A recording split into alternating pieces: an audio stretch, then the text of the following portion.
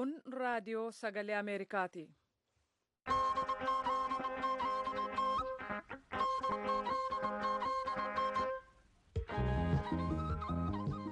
Raadiyoon sagalee Ameerikaa wixataa qabee hamma jimaataatti galgala keessaa sa'a 2:00 hanga sa'a 3 meetir baandii 19:25 fi 31 irratti Waashingtan DC irraa akka dabarsu sagantaa afaan Oromoo amma jalqaba.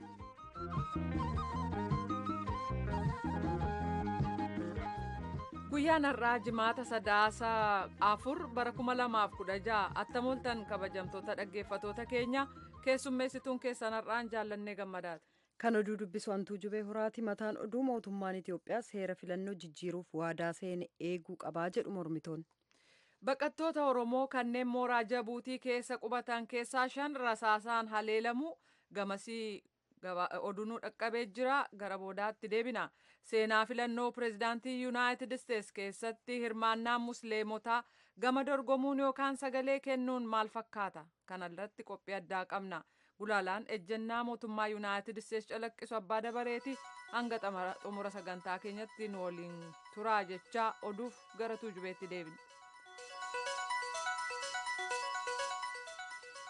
Ihaadegiif waltaatota isaa waliin kan qabamee jiru paarlaamaan Itiyoophiyaa filannoo biyyoolessaa sattaanuu dura sirrachuu akka qabu hoogganoonni mormitootaa ibsuu isaanii Iskindar Fireew Finfinneerraa gabaaseera. Mootummaan namoota kaabinee isaa keessa jiran caalaa kanneen paarlaamaa keessatti bakka bu'an irratti hojjechuu qabaa jedhu.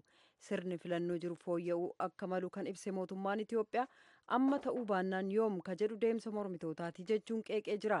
Ihaadeg deemsa isaa waggaa 15 irratti xiinxala geggeesseen aangoo mootummaa jireenya dhuunfaaf mijeeffachuuf gargaaramuun rakkoo jiran keessaa tokko ta'uu ibsee gaaffii uummataa deebisuuf tarkaanfii fudhachuu jalqabuusaas beeksisee jira.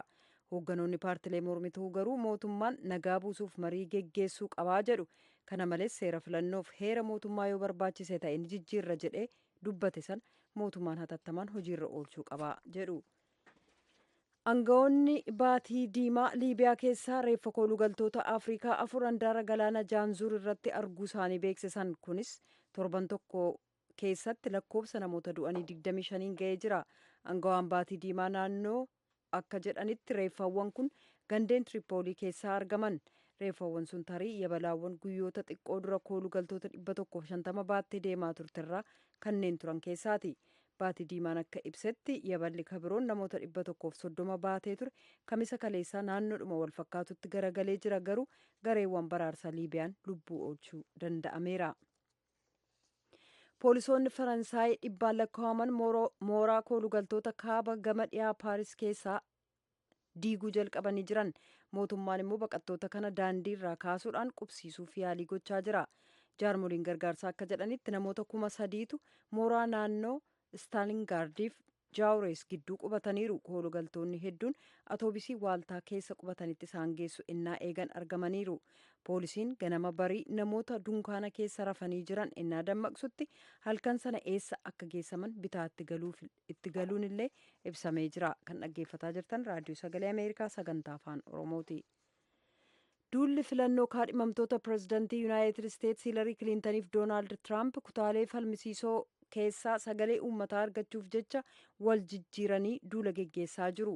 Yaadi uummataa haaraan akka mul'isutti uummati sagalee kennu irra hedduun kaadhimamtoota lamaanitti hin gammanne. Haa ta'u malee kun kanneen miliyoonaan lakkaa'aman guyyaan filannoo utuu hin gahin sagalee kennuurraa isaan hin ittisne. Yaadi uummataa gaazexaa New York Timesiif kan CBS News jedhu akka agarsiisutti 100% harka 80 kanneen ta'an duulli filannoo kaadhimamtoota kanaa isaan hin gammachiifne. Lammiiwwan Ameerikaa miliyoona 36.5 dursanii sagalee kennuun isaanii piroojeektiin dhimma filannoo Yuunaayitid Isteets beeksisee jira. Hojjetaa Waayit Haawus kan yeroo pireezidaanti Joorj W. Bush raadiyoo sagalee Ameerikaaf akka ibsanitti kaadhimamtoonni lamaan ammayyuu yeroo dhumate keessa duula filannoo geggeessuudhaan uummata amansiisuu ni danda'u jedhan. Ammaaf yeroo filannoo gidduutti namni yaada isaa jijjiira jedhee hin amanu jedhaniiru. Tarkii Diyaar Kaabir kibba gama bahaa keessatti har'a haleellaa boombii dhaqqabeen yoo xiqqaate namoonni 8 yoo du'an kanneen 100 ta'an madaa'uu isaanii sabaa himaan mootummaa Turkii gabaasee jira. Aangawoonni akka jedhanitti haleellaan sun erga hoogganoonni paartii Dimookiraasummaa Uummata Kurdootaa kan garee mormitoota beekamaa akkasumas yoo xiqqaate seeratumtoonni paartichaa 11 to'annaa jala oolanii booda ture buufata poolisii cinatti kan dhaqqabe. Oduun ammaaf qabnu kanuma. Kan dhaggeeffataa jirtan raadiyoo sagalee Ameerikaa sagantaa afaan Oromooti.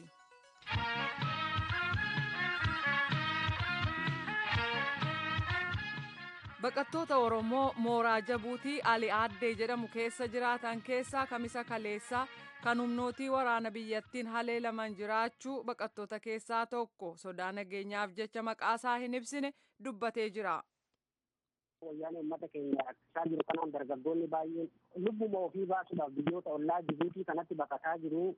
Gara namoota 300 olii kan ta'an dargaggoonni dhufanii mooraa baqataa Ali Aaddee kana muka jala jiraataa jiru. Hin galmeessu waajjirri UNHCR isin Oromoon hedduu gaafii keessan gaafii siyaasaatiin fi beekumsa kaasaa jirtanii biyyattii beekaaf fonqolcha godhaa jirtan kaji'u mootummaan Jibuutii yeroo garaagaraatti uummata keenya akkasii doorsisaa jira. Garuu dubartoota dargaggoonni baay'een mooraa Ali Aaddee kana keessa maandeeta qabanii waan akka daqiiqaa fa'aa kennaa fi akkuma jiraataa turanii torbaan kana keessa immoo haalli jijjiiramaa dhufe. Galmoofnee galmeerra hin jirtanii maaliif asitti walitti qabamuu keessan kan jedhu gaafii garaagaraa gaggaafataa jiran. Baqattoonni kun ofii galmaa'uu hin dinne isaantu galmeessuu dide miti? Eeyyee mooraan bakki lubbuu isaanii of baasan mooraa baqataa waan ta'eef yeroo Jibuutii seenan Ali Aaddeen kun fageenya daangaa Itoophiyaa irraa kiiloomeetira 20 jira waan ta'eef baqattoonni keenya achi dhufa ji'a 3 ji'a 4 eegu galmeessaa jechuudha fi lubbuun keenya asitti haa ba'u kan jedhudha. Maaliif ituu hin galmaa'in jirtu ittiin jedhure? Seeraan isin hin galmeessine miti kaambii keessaa ba'a yaada jiruus ni jira.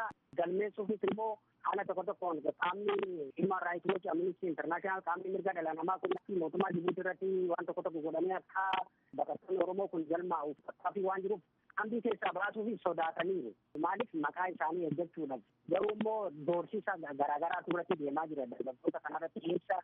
Maaltu ta'e gidduu kanaree? Kanaan otoo ta'aa jiru guyyaan kaleessaa waajjirri UNHCR lookaalistaaf warri ta'e jechuudha dhufanii galmeessuudhaaf dargaggoota eegalanii uummata warra abbaa biyyaa jechuun Jibuutiyaan nama ta'eetu dhaqee akka baqataa Oromootti maqaa Oromootiin galmaa'aa jira biyya sanitti hedduu malaammaltummaadhaan kan guutame erga namoota keessan galmeessaa jiraatan kaambii gadhiisnee baanaa karaa nuu banaa jedhanii baqataan Oromoodhaa kanneen achi jiru kan maandeeta qabus kan hin qabnes warreen namoonni haaranii jechuudha. Lammiiwwanuma Jabuutiitu kan Itoophiyaa fakkaate galmaa?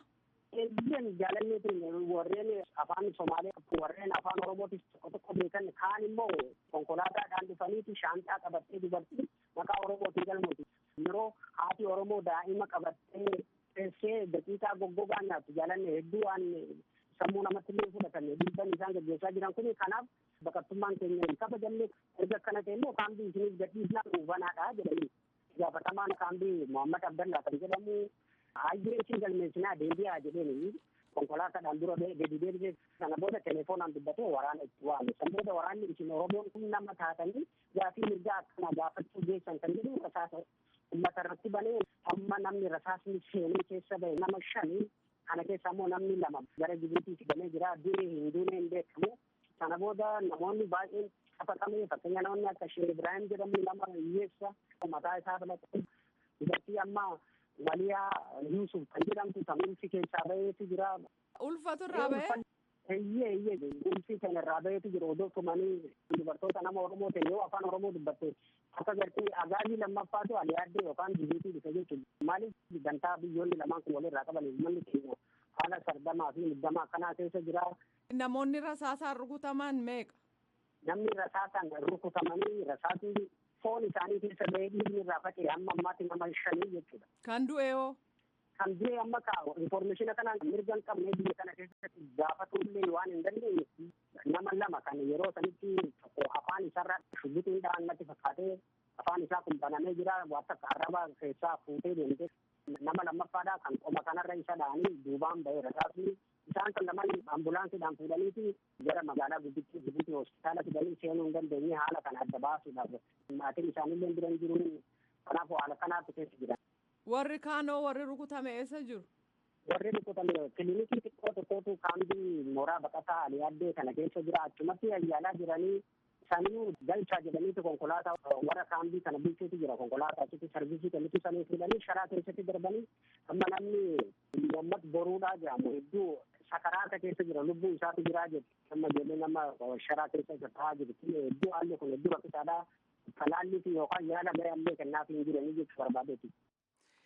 Aangoota mooraa baqataa sanaaf kanneen biroo arguuf yaaliin goone hin milkoofne hangi tokko bilbila harka isaaniin kaasan kaan immoo afaan Faransaayii malee hin beekan aangoota biraa argachuuf carraaqqiin